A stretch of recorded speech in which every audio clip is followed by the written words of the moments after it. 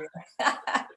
Hey, everybody, and welcome to Chef AJ Live. I'm your host, Chef AJ, and this is where I introduce you to amazing people who are doing great things in the world like you that I think you should know about. Before I introduce today's guest, I just want to remind you that Own Your Health, my third book with Glenn Mercer, is now available on Amazon. If you decide to buy it by October 18th at midnight, which is a Sunday, and email me your receipt at chefajbonus@yahoo.com. I'll send you a bunch of cool bonuses, recipes that didn't make it in the book, not because they weren't good enough, but because we had to finally finish the book. A great recipe video of my famous double frosted two-layer carrot cake with also the recipe, of course, and the audio files to the book, so you don't have to buy it on Audible. And it's a fun book, so you might really enjoy it if you listen to it in the audio way. So today's guest is somebody I met probably 7 or 8 years ago. I was filming a television show in New York, and after the shoot, I had dinner with a dear friend, Victoria Moran. I can't remember the name of the restaurant. I think it was Raw, and we sat outside. It was beautiful. And she had brought a very lovely person with her, a dear friend of hers, who's always been on my radar, but you know how life is. You just don't connect, but they always keep, extraordinary people in the back of your mind, like someday when I'm going to do this. And I really think I do need her services because I get bashed a lot on social media for not looking like my headshot, which was taken 10 years ago in a professional studio with makeup and lighting. But she is a total image consultant, not just an image consultant, but a total image consultant. And she is also a vegan, which makes her awesome already. And she's going to talk a little bit about the work she does and why some of us might want to use her services. Please welcome Ginger Burr. Thank you for being here. It's been too long. Thank you, Chef AJ. Yes, it has been. And you're right. It was a wonderful restaurant. I don't think it exists anymore, unfortunately, but it was such a beautiful space. It was great to get to know you and to see Victoria. And I'm honored to be here. So thank you for inviting me. Well, you're so welcome. And, it's funny, I said to you right before the show, I don't know if there's a science to this, but sometimes I feel like when you have a beautiful name, you end up more beautiful. And I'm not trying to bash people with names, but, there's names that were in the 40s that we don't use anymore. Certain names, they go in and out of style. But like when I think of Ginger, I think of Gilligan's Island, Ginger versus not that Marianne wasn't adorable, but there's just something about you're very elegant and your name is elegant. And I just wonder if that had something to do with it. Oh, thank you. It's so funny because I was supposed to be called Ginny until I was born with red hair. And then, they christened me Ginger and that stuck. And yes, I watched Gilligan's Island back then too and loved the movie star Ginger. So yeah. Ginger Rogers, there's just, right, yeah. And not some people would be offended by this, but I had a dog named Ginger and I loved that dog so much. It's just a beautiful, I just think it's a beautiful name. And so, I didn't like my name growing up, which is why I legally changed it. And so I much prefer AJ to Abby because, growing up, my name Abby, and I was the fat kid. You guess what they called me? Flabby Abby. So, nothing bad rhymes with ginger, Ginger, Binger maybe, but it's just, anyway. So yes, they're saying beautiful lady. She does Ginger proud. So what really is an image consultant? I would imagine people that are like celebrities probably have one at their beck and call, but like us lay people, do we need one? And like, how do you do it vegan? Well, it's interesting because if I only worked with celebrities, I would have been out of business 30 years ago because I don't work with any celebrities. I mean, I worked with a few authors, that kind of thing, but my clientele is regular people, just regular women who want to feel great about how they look, are overwhelmed by their clothing, or, put something on and just don't feel like it suits them or is them. And they're tired of it. They're tired of having a closet full of clothes they don't wear, the old cliche. And so hopefully they call me and then I help them. And I've been helping women now for over 30 years. And I started in this because I didn't have a clue how to dress myself. So, we all teach what we have to learn. That is so true because I teach weight loss and food addiction because I love that you say that. It is absolutely so true. So like, were you always, because I think of you, and this is a compliment, as a girly girl. And I think of me more as like more of a tomboy. Were you always elegant? I don't know that I was always elegant. I always wanted to be elegant and felt inside like I should be elegant. But of course, I was also a teenager in the 1970s, which anybody who grew up then knows it was not a particularly elegant time.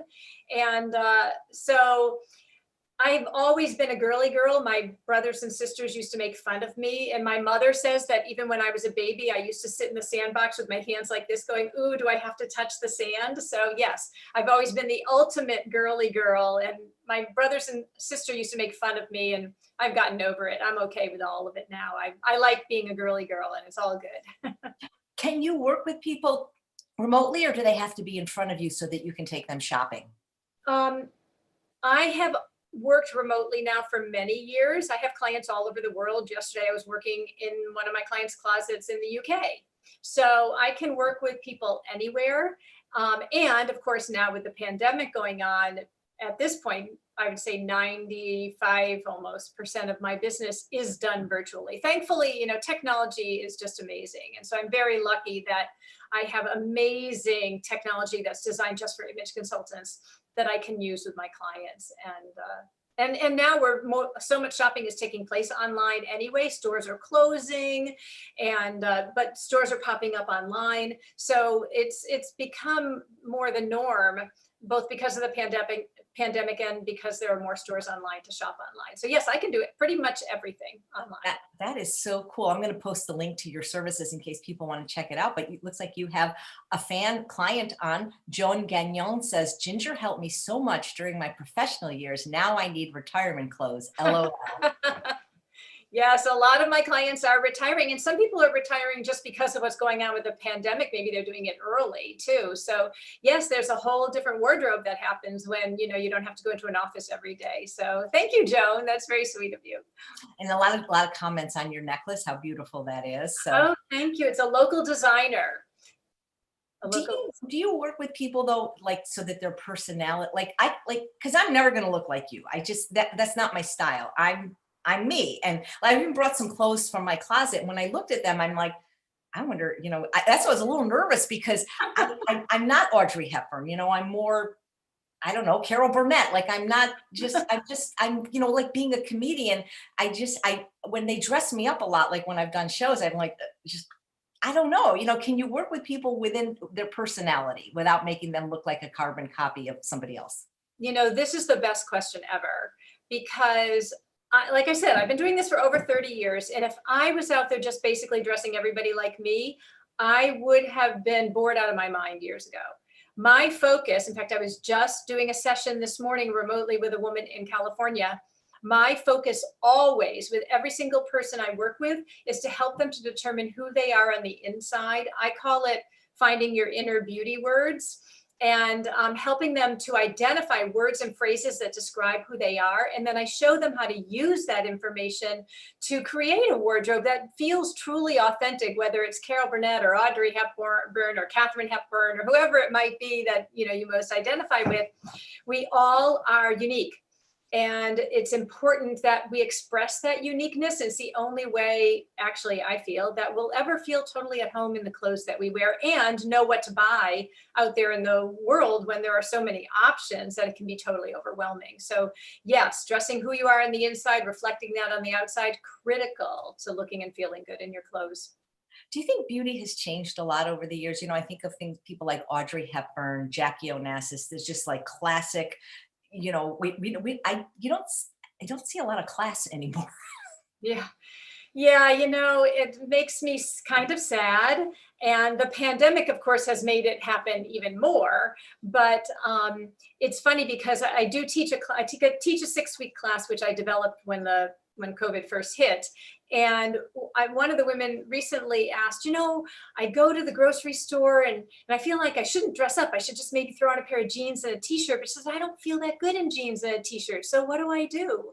And, I think this outfit, except I had a scarf instead of a necklace because it was chilly here. Actually, I think I had this scarf on Sunday. I went to the farmer's market in this outfit that I'm wearing right now. It's super comfortable, but it's not just jeans and a t-shirt. Not that there's anything wrong with jeans and a t-shirt if that makes you totally happy to wear. But what I'm finding is that a lot of women don't want to wear their workout clothes everywhere, or don't want to, just dress down like they feel everybody else is just to fit in, but they don't know what else to do. So yes, I feel like fashion has changed dramatically, and we've gone so ultra casual that in some cases it's really hard. There's no uniqueness there. When people just dress in their workout clothes every day, there's not as much of availability to express who you are. So it makes me a little sad. But it's so comfortable, Oh, It's look so at it. Yeah, I'm a big believer in comfort. Trust me, this sweater, it doesn't get any more comfortable. This sweater is cozy, it's warm, it's soft, it's stretchy, and yet it's a spectacular color for me. It fits me perfectly. I'm wearing a pair of stretchy jeans with this right now, and it all just looks pulled together. And I think sometimes we feel like we have to sacrifice style, or whatever our personal style is, in order to be comfortable. And I'm here to say you don't have to. You don't have to. Yeah. It's funny. I remember the first time I was on an airplane, I was, I think, 10 years old, 1970.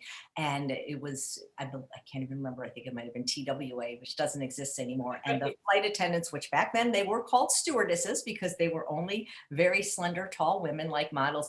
I mean, they would dress up and they would have makeup. And now it's, they got discriminated against. And I mean, I don't want to say anybody can be a flight attendant. I mean, as long as they pass the test. And, I just remember the days where, you'd go to places like even Las Vegas to a show. And now people just wear shorts and tank tops. And I'm guilty of that too, by the way. So I'm not judging, but what happened to the world? We wanted to be comfortable. We wanted to be casual. I mean, people used to dress up to go to church. They used to dress up for their Sunday afternoon dinner.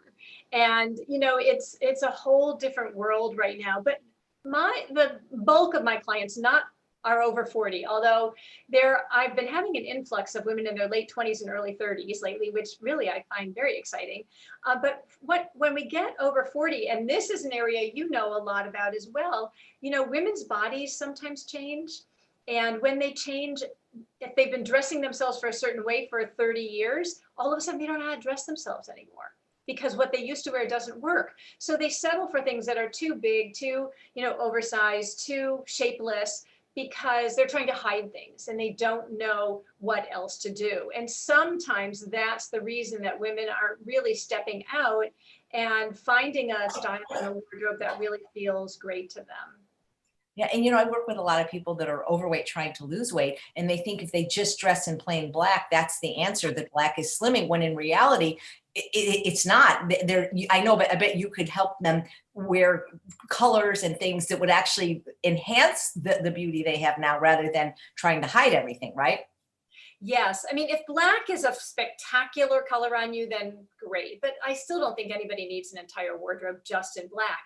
But also, you can wear black, and if the clothes don't fit you properly or the proportions are off, black will not be slim, or the fabrics are too bulky or stiff or whatever. That's still not going to be slimming. It's all about creating a wardrobe that skims your body, that flatters your body, that hits you in the right places.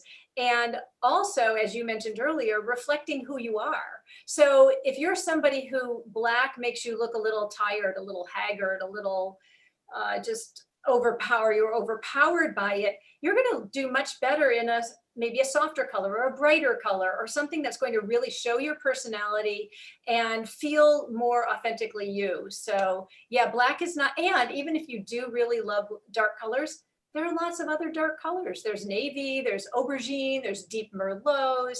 So it doesn't have to be black as the only option. Right. People are wondering what you have on underneath. I mean, meaning like below, not underneath your shirt. Oh, what I'm wearing below, I'll show you. Well, I don't know if you can see it here. You probably can't see it. I've got on a pair of black. I'm a big fan of pull-on jeans. I know everybody's gonna laugh at me probably, but they're so comfortable. And then you don't have that little tab that sticks out, so that when you're wearing a top, it doesn't show. So I've got on a pair of black Jag straight leg jeans that I got at Nordstrom. They're awesome. They're so comfortable.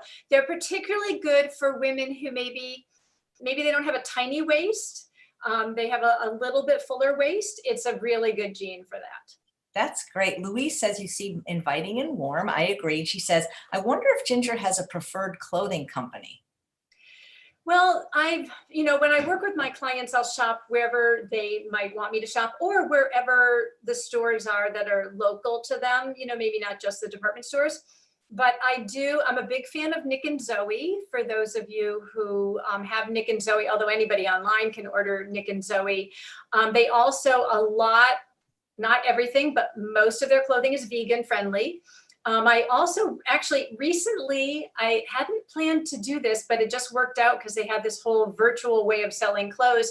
I actually started selling a line of clothes this summer called Cabby, C-A-B-I. And actually this sweater is a Cabby sweater from, I think, last fall. And their clothes, my clients have been loving it. Comfortable, at least 95% of their things are vegan friendly as well. Those are two lines that I love. Joseph Ribkoff, a little tiny bit dressier, but super comfortable. And again, at least 95, maybe more % of his clothing is also vegan friendly, usually sold in boutiques. He's a Canadian company. So those are three that I really like a lot. And I'm sure I can think about others like Lizette Pants. For those of you who like a pull-on pant, Lizette pants are really comfortable and they come in a lot of different fabrics and styles and colors and cuts. Really worth looking at too. Again, mostly sold in boutiques or online. Thanks. Candy wants to know, how do you replace your leather shoes, purses, and belts, once you become vegan? And I'd love to hear your vegan story because I don't know it. Okay, yeah, happy to share that. I've been vegan for 15 years. I have not eaten red meat in over 40 years. Now, why I did not know about veganism back then or way before 15 years ago, I don't know. But there was a day when my partner and I were researching where our food came from. And having not eaten red meat, I still was eating eggs and cheese, dairy. And I learned I hadn't eaten veal in like 100 million years, like way before maybe when I was a kid, I ate it, I don't know. And when I learned that eating dairy contributed directly to the veal industry, because of course the male calves are taken away from their mother and sent to the veal industry, I went vegan overnight. I was horrified that I had been contributing to that and couldn't stand it. I decided I could not take the chance that I was contributing to any more animal suffering. So I went vegan right then and there. And then I just started, I've always been into nutrition. I've always been into understanding our food. And so I just started doing more research. And I did have a moment where I thought, oh my goodness, because when I do something, I do it wholeheartedly. And so for me, obviously going vegan, I was doing everything. It wasn't just eating plant-based. I was going completely vegan. And I thought, oh my goodness, I'm an image consultant. And how am I going to do that? I have to get dressed. I have to look good. But I also am going to have to wear things that are fabrics that don't harm animals. And when I took a breath, I've realized that I would just make this an adventure. It would all be fine. I would be okay. And when I looked in my closet, I didn't really have any silk. I had very little wool. I found wool scratchy. And at one point I had some moths and they had eaten a lot of my wool anyway, but I did still have leather. I had my shoes, I had my handbags. And so for me, it just became, okay, let me see what's out there. Now, 15 years ago, it was, and I know, I mean, Victoria Moran, I think she's been vegan for like 40 years or something. It was even a way different world then, but even 15 years ago, it was a different world than it is now. And so basically what I would do is just buy any shoes that I found were made of vegan materials. And that was a mistake because some of them were uncomfortable and, I really needed to be a little more selective than that. And I learned how to do that, but I was just so excited when I would find a pair that was vegan friendly, I would just buy it. And, but now there are so many options out there, just so many. I've even bought shoes from Will's Vegan Shoes in the UK. They have free shipping and free returns to the US. So, there's a lot of different places that you can get that. I just got this cute little clutch, vegan clutch. This is made out of pineapple leather. And this is by Hosen, Hozen. And it's lightweight, clearly very well made. The 2 handbags that I use on a day-to-day basis are made by Gunis. You probably know Sugan from Gunis. And she's a lovely woman. Now her handbags are actually being sold in Macy's, online in Macy's. So it is, things have gone, there's so many options out there. There's no reason anybody has to buy leather anymore, thank goodness. Not that they ever did actually, but Right. they don't. Absolutely. Katie says, aside from the actual outfit, the accessories is what throws me off. Does Ginger have any advice on how to use accessories? Yeah, that's a big question. So here's what I do. And as I mentioned, I do teach a 6-week class, and we do a whole class on accessorizing, because you're absolutely right. Accessorizing is a huge component in creating your wardrobe because it adds visual interest. And that's where you can kind of change how you want to look and how you can change an outfit. So you can wear the same basic outfit, but just change your accessories. So when I help women choose accessories, there are several things we do. And actually, this is true for choosing clothes as well. One is we look at who are you, the inner beauty words that Chef AJ and I were talking about a minute ago. Who are you? Because somebody who's, bold and dynamic is going to choose different jewelry from somebody who's, gracefully, refreshingly graceful and serene. What colors look really good on you so that you make sure you're choosing accessories that go with your outfits. And then making sure that it fits nicely within whatever the neckline is. So that it looks like it was done intentionally. There's a lot more that goes into it. You would have to look at the contrast level and all of that. But it's those 3 things, just looking at those alone will help. Thank you. Apple says, my challenge is finding clothes that align with my values. I prefer fabrics made with sustainable fibers, no sweatshops, and affordable. Yes. Okay, so I think the pandemic may have had a lot to do with this, but we're seeing many, many more companies really becoming more transparent about where their clothing is made, and for things to be more sustainable. So I'm trying to think now. I should have printed out a list. There are a lot of companies that I'm trying to think off the top of my head. If you want to email me, I will be happy to give you a list of some of the companies that I found that are creating more sustainable clothing. So feel free, or I can get it to Chef AJ and she can, however you want to do it. Or we could even post it in the show notes, maybe. Oh yeah, I can post some ideas in the show notes. Yes, let me make a note so I remember to do that. That's great. So Yeah. Mary Lou says there are 4 types of women's style. Is that true? She says, I might be a gamine. What is that? I mean, yeah. Well, different people have different ways of figuring out who someone is, and some use those overall sort of umbrella terms to fit people into. So that would be something like not Katharine Hepburn, the other Audrey Hepburn would fit into that category. I don't do that. I really like to look at who someone is personally and get go very deep into their own personal qualities that affect who they are. So some people get into this whole sporty, dramatic, elegant, that kind of thing, and you fall into one of those categories, which is fine. It's a great way to start. I like to go deeper than that even. Okay, thanks. Gina says, I lost my weight at 60 and I have no idea how to look flattering or choose clothes. Okay, all right, that's a big question. So again, what you want to do, it's really important that you may need to explore some new stores from where you were shopping before. And you also want to make sure that clothing skimmed your body.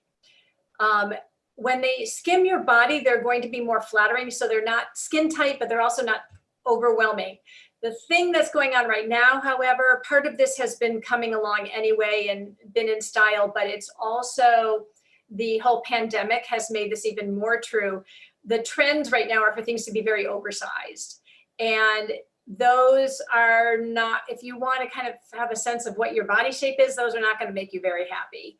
So you have to search for the companies that have things that are a little more fitted. And you might try, you know, again, I don't know anything about you or your coloring or who you are or any of that, but Nick and Zoe does a good job when they have colors that work for you. They do a good job at having things kind of follow the body shape. So you want to do that. You want to make sure you're wearing amazing colors that just look spectacular on you. And if you don't know how, I would recommend having a color analysis done. And if your hair color has changed since maybe you had it done before, it's time to do it again as well. And also there's a tool out there called the Fashion Fit Formula. I use this with all of my clients. It's a tool that allows you to take 12 vertical measurements and then determine what lengths things should be. Because if the proportion or balance of something is off, you're still not going to feel great in your clothes. So something to research a little bit. And if you have any questions with it, get in touch with me and I'll help you figure it all out with her. But it's an incredible tool and it's good for life. It actually has nothing to do with your weight. It's based on your height and bone structure. Cool. You get in touch with Ginger, say Chef AJ sent you, and I'm posting the link to that Fashion Fit Formula. That sounds really cool. It is you mentioned color analysis, because the next question from Kathy is, can you do color analysis online? And when will you next create your personal, when will your next create your personal style class start? Okay. Two great questions. Yes, I can do color analysis online virtually. I've been doing tons of that recently, actually. It requires you, you may see this on my website, but it requires you to send me a photo. If you get in touch with me, I will send you the details on how to take a picture that will allow me to be able to do accurate color analysis for you, because I need to have good lighting. You need to look at the picture and say, yes, that looks like my skin tone color. Yes, that looks like my hair color. I need to be able to see your eyes, your teeth, all of that. But I can send you details on how to do that. And then I work from the picture, but I also do set up a Zoom session with you because I like to get a sense of who you are. So I know if I need to maybe heighten your colors a little bit or soften them a little bit, but just I work personality a little bit into your colors as well. And the next Create Your Personal Style, it just started last week. I mean, someone could hop in now and catch up with 1 week. Otherwise, the next one will start in January, only because I think December is probably a terrible time to start a 6-week class. So I will start the next one in January, and you can get on the wait list. If it doesn't say that, it will say that shortly on that page, or send me your email and I'll make sure you get put on the wait list so you'll hear about it first, because there are only a limited number of people. I like to make sure that's a number of people in the class that I can actually handle, so and help everybody. Great. You said you were going to do mine. Yes, what I did when you mentioned that, because I can't really do it very well right here seeing you, I need your face big in front of me and I blow it up on my screen. What I did was I took let me show you kind of what I have over 2,000 colors. And so I take these little, hopefully you can all see these. Yeah, these little, I don't know what you call them. Swatches? I'm sorry? You call them swatches? Yeah, they're like little swatches, yes. And I hold these up to you so that I'm, putting these in front of your face. I'm looking, oh, should she be, brighter, muted, darker, and the colors pop out to me. So when you told me you were interested, now I did take, I think it's that picture you're talking about online, because it was the clearest picture that I could get of you online. And what I did was I just pulled a few colors that would work with that. I mean, if I were actually doing your colors, I wouldn't, I would get a more current photo and all of that kind of thing. But you can see Chef AJ here with some gorgeous, do you wear, yeah, you're wearing purple. Right now. Well, purple's this is actually blue. It's a shirt Miyoko Shinra gave me, but purple is my favorite color. Purple, that's funny. Purple and blue are my favorites, and maybe green. Yeah, so you've got here what I've done. I didn't do any greens, but you could wear some greens. I did some teals and some of the kind of blue, a little bit more blue purples. I love all the colors you chose. Aren't they gorgeous? They just look, and you can see how they just all around they just make you glow without you even having them on, but just all around your face. So yes, I did that so you could see that your colors are, a little more intense than, some people's might be. I have like this person right here. you can see her. I mean, she's got very soft red hair, and her color palette's going to be way different from what you just saw me show for Chef AJ. So everybody is different. It's very, very personalized. It's so funny because I've never liked like beige or pastels. It's like, ugh, it's No. not so do you go by the seasons? Like, am I a summer, winter, spring, or fall, or do you not do that one? Well, when I first started, it was back in the late 80s. Everybody was doing the seasonal color analysis. So that's how I was trained. But after a while, I started thinking, this isn't working. You know, I want to be able to give her more reds, or I want to be able, she's cool, but I want to be able to give her a few little slightly warmer tones.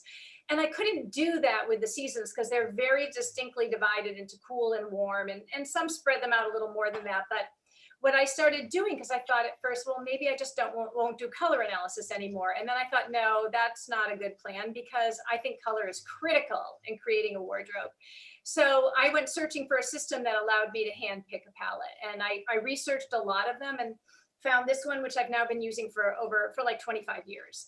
And it's amazing. It's totally amazing. Well, I love the colors you chose for me. I pulled a few things out of my closet. You know, I was looking in my closet and I'm thinking, like, I got all these clothes and nothing to wear, because so many like, you know, people send me t-shirts and I don't like to hurt people's feelings, so I wear them. And I don't really love t-shirts. I like tank tops, but well, anyway, so I picked out my favorite things, and maybe you can tell these if these are right for me. So can you hold them up under your? Yeah. So this is a shirt I got at wish.com for $4. And I always feel like good in this shirt. Like I always wear it when I'm with Dr. McDougall for some reason. I don't know why, but like this $4 shirt is just, this is like my favorite shirt. It's got a little spunkiness, which I think goes with who you are too.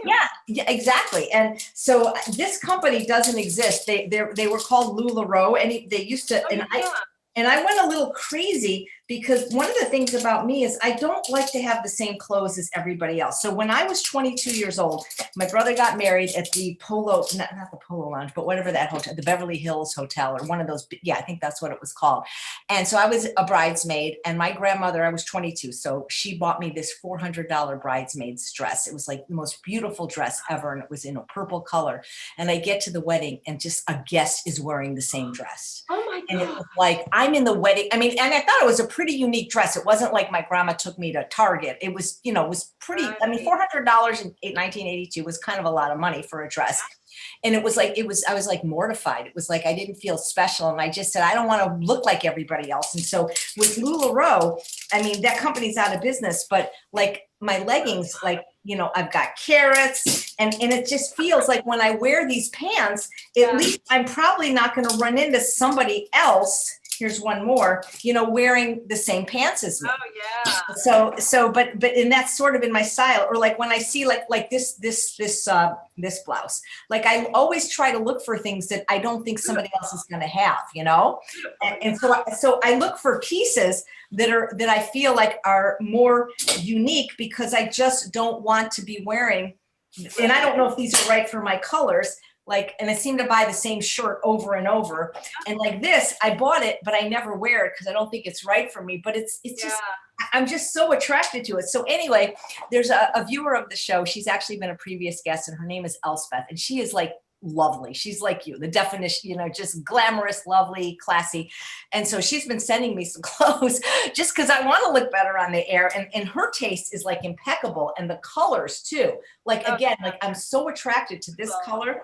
And then this shirt, this is my summit shirt. So when I do these summits, I'll be interviewing 40 doctors, and I have to wear the same shirt for continuity. So it's gotta look good. But I also, I have this, I gotta be comfortable. I can't be uncomfortable. You know what I mean? Right. Yes, absolutely. Nobody wants to be uncomfortable anymore. It's just not an option.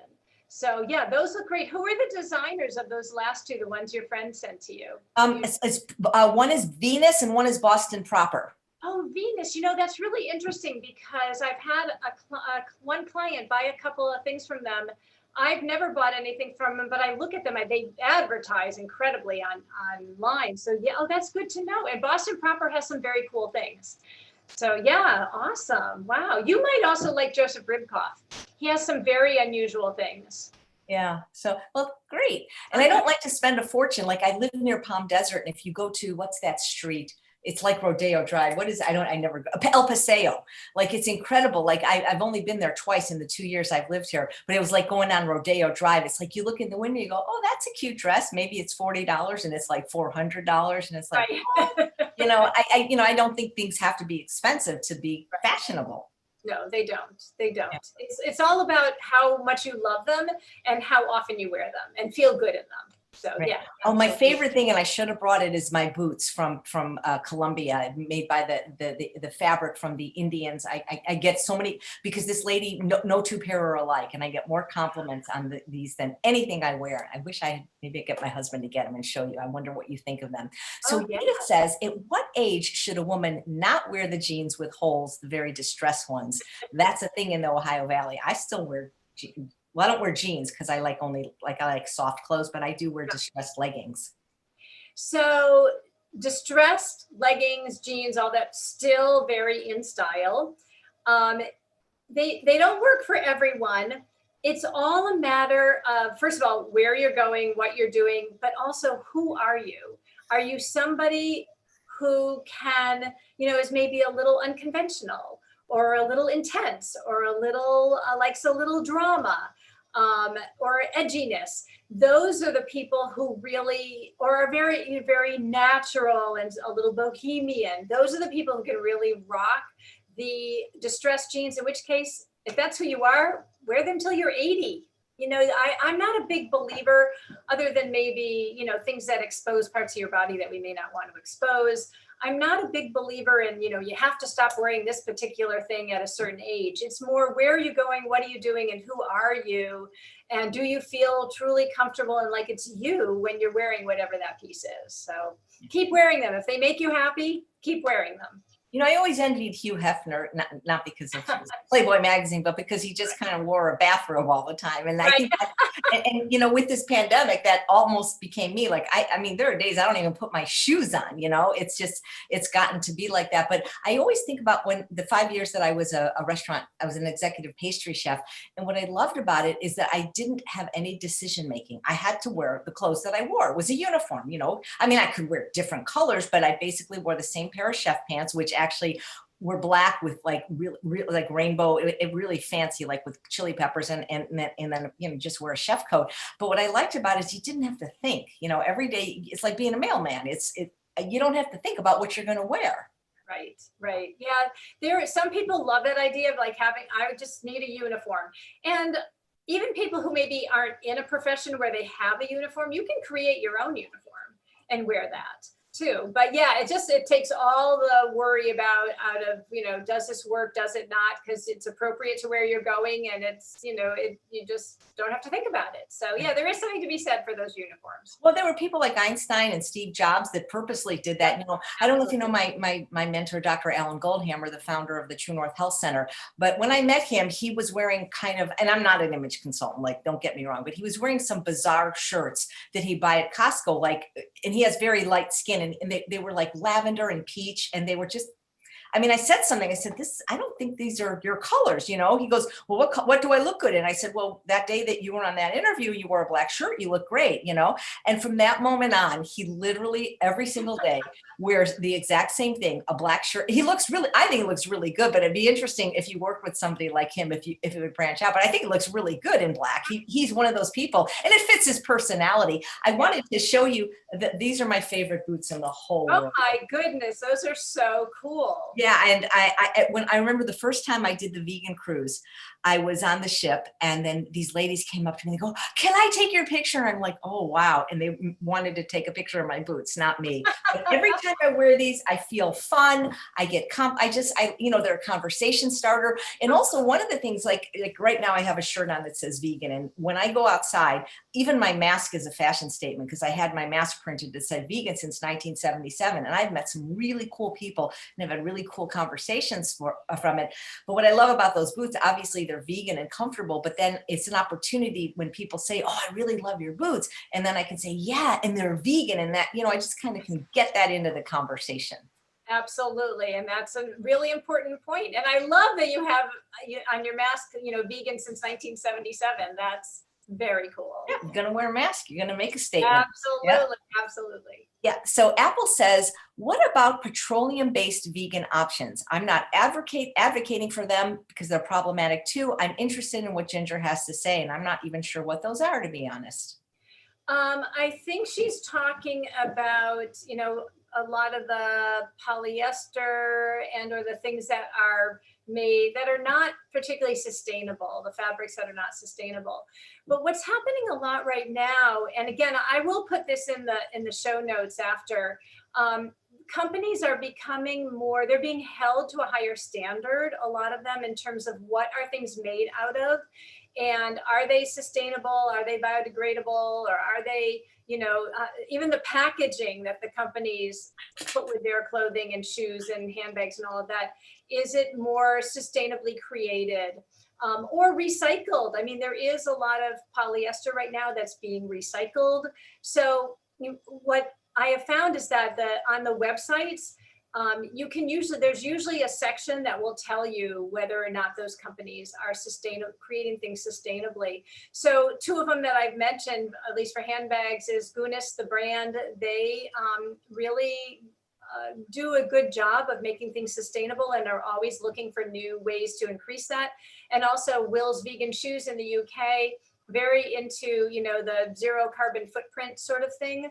So, yeah, I know vegan does not necessarily mean that something is sustainable, but right now we're getting more and more options that are marrying those two things together. So kind of the best of both worlds. So I don't know I was able to answer your question totally, but I will put some suggestions in the comment section after for you. Great, thank you.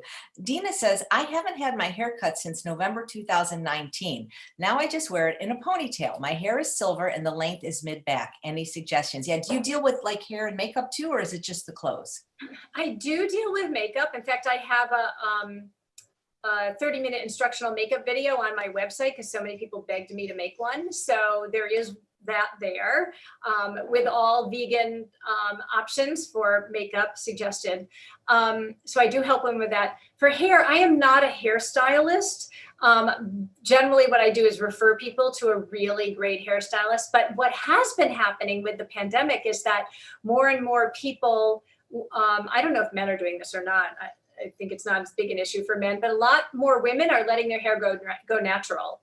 And so the beautiful, in fact, I was just doing a session this morning with a woman who has gorgeous white wavy hair. It's just beautiful, kind of, wavy, but chin length, shoulder length.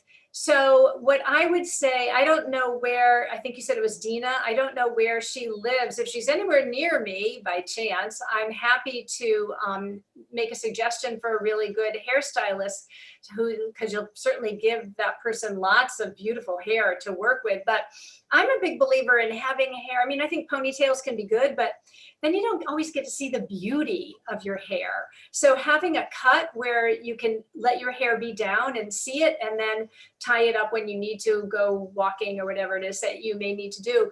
But also when you have, actually, I think this is true for anybody with any color hair, but since more people are now letting their hair go natural or gray or white or silver, it's really then even more important that you wear clothing colors that look amazing on you, because when you have that silver or white hair, it's a little bit easier to kind of fade away. And so that when you wear colors that enhance who you are, it just makes you sparkle. So finding a great hairstylist that can help you with your beautiful hair and wearing colors that look great on you, that marry those two and you'll look amazing. Nice, thanks. Jan says, I'm 77, sometimes wonder if I should still be wearing some of the clothes I wore 40 years ago, but I love them. Okay, so I would have to see what those clothes are, but if you love them, they're still in good repair, they're not outdated, I would say go for it. Good for you for keeping them around and, and taking such good care of them. A lot of classic styles can still be worn. And it also means you haven't changed sizes in all of those years because they still fit you. But good for you for taking such good care of your clothes and enjoying and getting lots of good wear out of them. So just make sure they fit you well and that they are current. I'm not talking trendy, but current and not looking outdated. Again, without seeing them, it's hard for me to go beyond that with my comments. Bonnie says, what is the most inexpensive vegan clothing and accessory place she can recommend? I can't afford $85 purses and $60 sweaters, but I want to keep my vegan morals on every way. Thanks. And Bonnie, I have a girl that can't promise this because I haven't looked into her, but everything she sells is $5. So I might have her on the show. I might not, but I'm going to look into that. So no one has to compromise their vegan values ever to get dressed, no matter what your budget is. I have taken women to Target. I have taken women to Kohl's. I have taken women to consignment shops. You can find really beautiful vegan clothing everywhere. It's just a matter of knowing what to look for, making sure that you're wearing colors that look great, the clothing fits you properly, and it feels like you when you put it on. So really go to, I'm interested to know about this $5 store that Chef AJ was mentioning as well. I know everybody has a different budget. That used to be Dress Barn now still exists online. They used to also have stores, and I had clients who that was their price point, and we would go there to shop. Unfortunately, they closed all their stores, but they do have an online component now at, again, a lesser priced clothing line. So you can shop anywhere and still be able to maintain your vegan values. Yeah, I get a lot of nice things at Costco. Yeah, absolutely. Yes, I don't belong to Costco, so I keep forgetting about it. But I many times have women will say to me, "I got this at Costco," and I'm like, "Oh, good for you." That's awesome. They sell brand names. They sell Gloria Vanderbilt. They sell Calvin Klein. They sell Free People for like half the price than at the mall. Yeah, definitely another great option. So I hope that helps, Jan. Yeah, thank you. Susan says, "How do you store all of your necklaces?" Okay, so what I do, there are a couple of ways. One is on QVC, but now they're also at Bed Bath & Beyond and Wayfair, Amazon. You can get a cabinet. What I have is a cabinet. And the cabinet has a mirror on the one side, and you open it up and you can store all of your jewelry inside. It's fabulous because I also had needed a full-length mirror in my bedroom. And they have ones that are freestanding. They also have ones that you can mount on your wall. The other thing I did was I got these little 3M stick-on, they have pretty little posts that have little crystal balls on the end. And in my closet, I have a whole wall that's, about this wide. And I've just stuck several of them on there for my bigger necklaces that won't fit very well into my cabinet. I hang those there, and I just stuck those onto the wall, and it works really well. Also at the Container Store, I have a few clients who use they have boxes that you can layer. Clear, I think they're clear boxes that you can layer and keep all your earrings or necklaces or things in, but that's mostly for things that are a little bit smaller. So it depends on the size of your jewelry. All right. Well, my solution is I have only one necklace and I keep it on all the time. There you go. That works perfectly too. Judy says, can you suggest how to shop for petite clothing? Yes, I have a lot of petite clients. And it's become more difficult because as you know, a lot of the stores have gotten rid of their petite line, or stores that do have it, like White House Black Market has a petite line, but they don't carry it in the stores. So you have to do online shopping. Lord & Taylor, which unfortunately has now gone away, they had gotten rid of their petite department, and so many people complained. I give them a lot of kudos. They actually brought it back. Still wasn't large, but they brought it back, but now they're gone. So most petites often have to do more shopping online. What's the other store that has, Nick and Zoe. Nick and Zoe, if you're more on the East Coast, to go into the stores, otherwise online, they carry petites and have a good petite selection, actually. And I also have found that you don't always have to buy petites. I have clients who are 4'11", and we have not always had them buy petites, but you have to find the things that are cut a little smaller, and it does mean doing a little bit of due diligence in order, and be willing to try on things to see what can actually work for you. And I'm a big believer for everybody. Everybody needs a tailor. because otherwise you're going to spend your entire life shopping for things that fit you absolutely perfectly, when really just tweaking a hem or taking something in ever so slightly will make all the difference in the world. So I really encourage everyone to find a great tailor. Yeah, good advice. That is very good advice. You know, I have a friend who's so small, she literally has to shop in the boys department. Literally. That's the only Yeah. clothes that will fit her.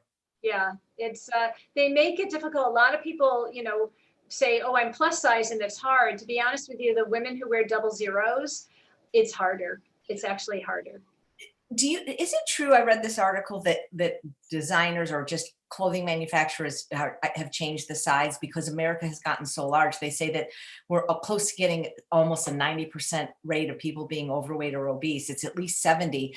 And I heard that Marilyn Monroe, who's like an icon, sex symbol, was a size 12. But they said that like a 4 today is a 12, that Right. they've actually changed it. Is that true? I wouldn't say that a 4 today is a 12, but it has changed. It's called vanity sizing. And so what they've done is they have actually, I mean, it used to be years ago, I wore a 4 or a 6 on top, usually a little bit closer to a 6. Now I wear a 2. So yes, things have changed a bit because women get so hung up there. There's, such a bias against people having extra weight on them, and that women get very hung up on the sizes that they wear, and they, some just won't go up a size even if it might fit them better. And so by giving them a smaller number, it supposedly makes people feel better. Well, if that's true, we should invent scales that give you a weight 20 pounds less than when you weigh. There you go. That's one option, I guess. Yeah. We'll call them vanity scales. Vanity scales. Isn't that funny? So what, I always wonder, like my mother-in-law would buy like the best, like a Scottish. She would shop there. And one time when we went to Las Vegas, we went in there and there was like a belt, and it was like literally a belt. Like there was nothing special about it other than it said Escada, and it was like $400. And I'm thinking, why is a belt $400 when it was just this, like, I don't get it. Well, I can't speak to that exact belt, and I think some prices are totally ridiculous. And I think people should buy whatever they want to buy and whatever their budget will allow them to buy. Often with those kinds of things, they are, hand stitched. They're dyed in a very special way. So there's things that can make them be more affordable. And to be honest with you, sometimes you're paying for the name. Yeah. So it really, I can't speak exactly to each piece, but sometimes you're paying for the label. My mom said never advertise somebody else's product. She never wanted me to get shoes that, said brands on it and things. And I'm like, yeah, they should pay you to wear their stuff. Right. Speaking of dyeing, I saw a fun video where you dyed a shirt in tea. I did. Yes, I've done it several times. Yes. When something was just too stark, when the white was just too stark, I just dip it in tea and leave it there for half an hour or whatever, and take it out. It's just softened, warmed up a little bit. Works better for people who have warmer coloring than cooler coloring, but it still can work. And you can use different types of tea. I just used a basic black tea. You dye it in peppermint tea, and it'll have or green tea and have a little bit of a greenish tint to it. So yeah. Yeah, that was a fun video. Gina says, do you have any pointers to learning whether gold or silver is best for your skin tone? Yes, part of me would have to see you, but also it can have to do with your hair color as well. It can have to do with, it has to do with warm and cool, basically. So if your hair is white or silver, you're gonna generally look better in silver toned jewelry. If you're a redhead, chances are good, natural redhead or warm redhead, you will look better in gold. The rest of it is a little more up for grabs. It's a little hard to say. When I do a color analysis, I always show people, do they look better in gold, silver, pewter, rose gold, whatever, because it has to do with your hair, your skin, not quite so much your eyes, but more your hair and your skin. But it has to do with whether you're more warm or you're more cool. If you're a blend, sometimes you can wear both. Maybe not the yellowest gold, maybe just a basic 14 karat gold. So it's kind of hard for me to say exactly without looking at you, but if you fall into either of those categories I mentioned, that may help a bit. Nice. Any tips for looking good on Zoom?